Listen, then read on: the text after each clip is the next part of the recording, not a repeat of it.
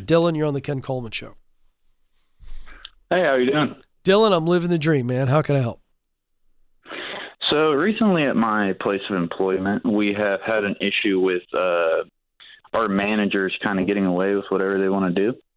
And it's not like little stuff like breaks or stuff like that. It's kind of more like we had a Christmas party where someone was actually assaulted by one of our managers, Whoa. like punched in the ear. What? Like bleeding out the ear. Whoa. What caused the manager to punch the employee in the ear?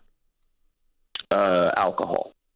Oh, so the manager was so drunk, just acted like a complete idiot and hauled off and hit somebody in the ear. Yeah, punched one of our customer service girls in the ear. What? Was it a dude hitting a woman?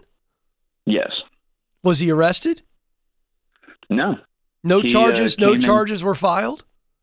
She tried to pursue it, and the company kind of just swept it under the rug. And sounds to me like they settled. Sounds like they may have paid her off to make that go away. Well, wow.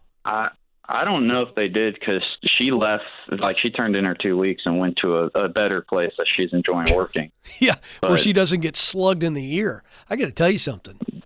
If I'd have been at that party, there'd be people holding me back. Now, I'm not much of a bruiser, so I probably wouldn't have needed to be held back, but I'd be punching him somewhere, and it wouldn't be in the ear.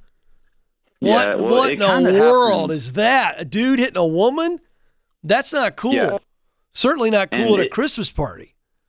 No, and it happened kind of like away from people, where like, because it would have been bad for him had a lot of people seen, I assume. That's what I would hope so. I'm no John Wayne here, but I would have been pretty mad. All right, so go ahead. So sorry, I had to dig into that one a little bit more. So go ahead with your question. So that happened. He comes to work drunk the next morning and then gets sent home just because of the incident. Right. That was back in Christmas. Still has his job. Of course. And then the other day, one of the other managers, this different manager, actually like put hands on one of our stocking clerks and like pushed them. And his reasoning for that was because he was being disrespected by this kid who just graduated high school. And so I'm finding it hard to continue to want to work for these people. Yeah. Yeah. Because you're a decent human being. I have other jobs. Yeah, I've had other jobs I've been looking for, but in the chance that I'm not able to move, it's just hard to find any motivation to go back to this place. I get it. So is there a long-term strategy for your career? Like, where do you want to end up? So right now I'm studying, I have about a year left until I get my business degree. And the original goal was to just work there and kind of work up the ladder. But after seeing how they handle these kind of situations. No, these are derelicts.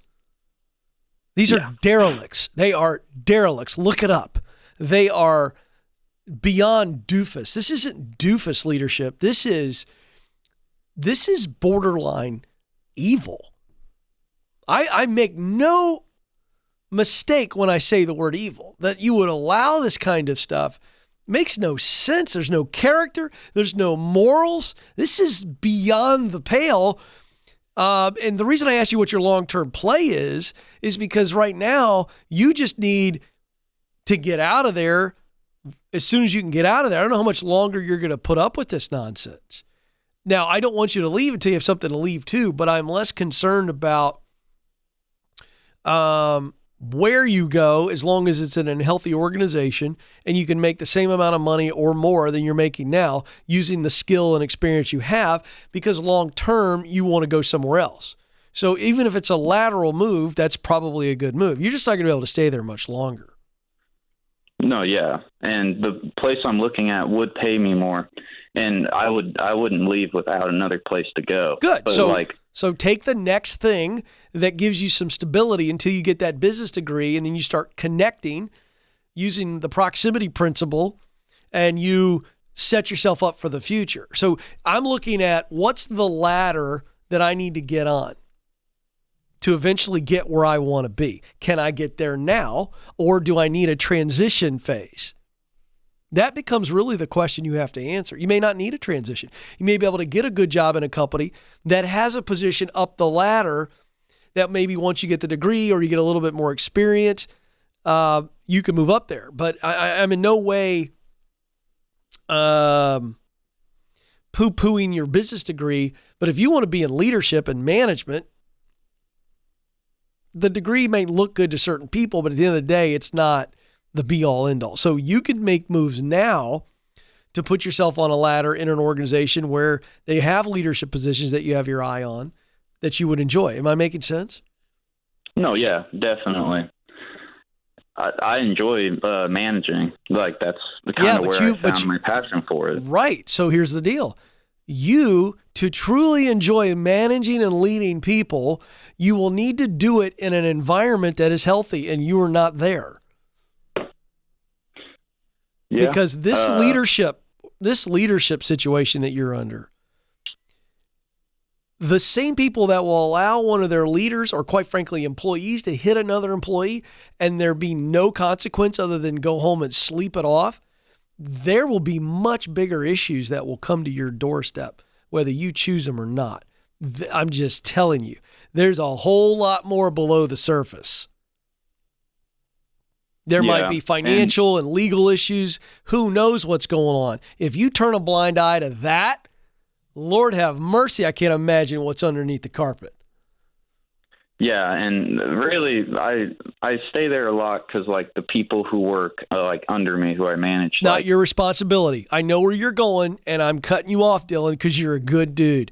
But you do not owe those people anything. They need to get off the ship, too. In fact, if you really want to help them, once you get your situation taken care of, say, hey, I'll help you. You do not belong in an organization like this because they're the next one in the line of fire. Yeah, they and a lot of people are leaving. Of course they are. They don't want to get slugged in the ear at the next 5 o'clock happy hour or Christmas party. My gosh. Yeah, this is unconscionable. No, yeah, it sounds like it sounds too good to be true, but, like, I couldn't believe it when people told me. I had to go ask multiple people who I was friends with because they were there. It's not too good to be true. It's too awful to be believed. That's why you had to go do research. You're telling me that somebody slugged a woman in the ear and it was leadership and he got sent home the next day? He didn't get his butt fired. The company themselves should have pressed legal action.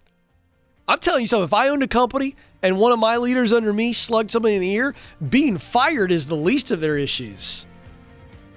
Dylan, you know it's time to go. Start looking and find a place.